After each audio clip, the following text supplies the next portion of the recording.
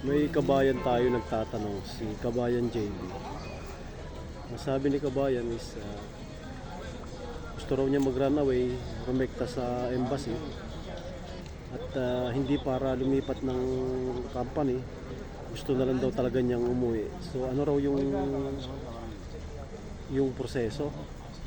So Kabayan, unang-una, ang runaway is talagang hindi advisable mga kabayan kasi ito'y very risky pagdating sa yung documents, yung pag-stay mo rito sa Saudi at sa future na kung gusto mong trabaho ulit rito sa Saudi ay malaki ang epekto nito, kaya hindi po talaga advisable yung pagra-runaway, pero ito ay depende lalo na kung ang issue ay yung safety.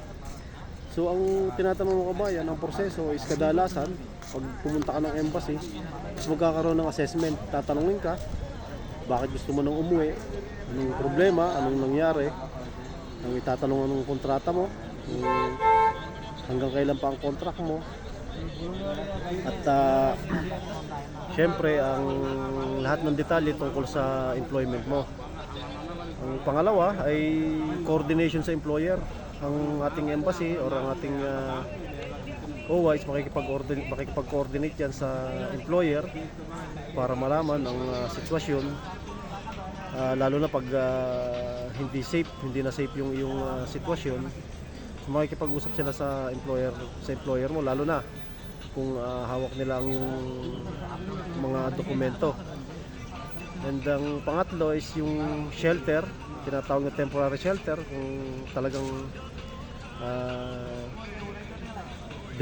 nasa delikadong sitwasyon, maaaring temporary is i-shelter kanila habang nakikipag-coordinate sa authority.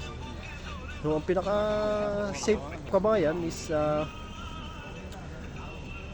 kung maaari, kung hindi naman delikado yung sitwasyon, hindi naman unsafe talaga, gusto mo lang talagang umuwi, subukan mo munang daanin mo sa mag-resign ka or makipag-usap sa employer na gusto mo nang umuwi, kung anong inyong mapagkakasunduan, at kung tingin mo ay kaya mo naman na gawa ng paraan, lalo na kapag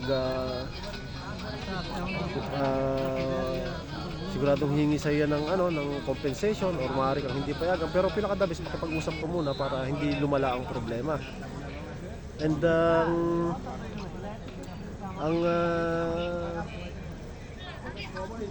check mo kung kailan ba ang tapos ng contract mo, or may violation ba ang company, kung kaya gusto mo nang umuwi, ano ba talaga yung reason.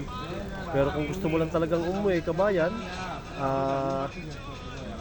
magkakaroon ka dyan ng maaaring compensation dahil hahabulin ka ng iyong employer. And kung tingin mo may mga binayolate sa'yo, is yun, pwede kang hingi ng assistance sa ating OWA or sa MHRSD.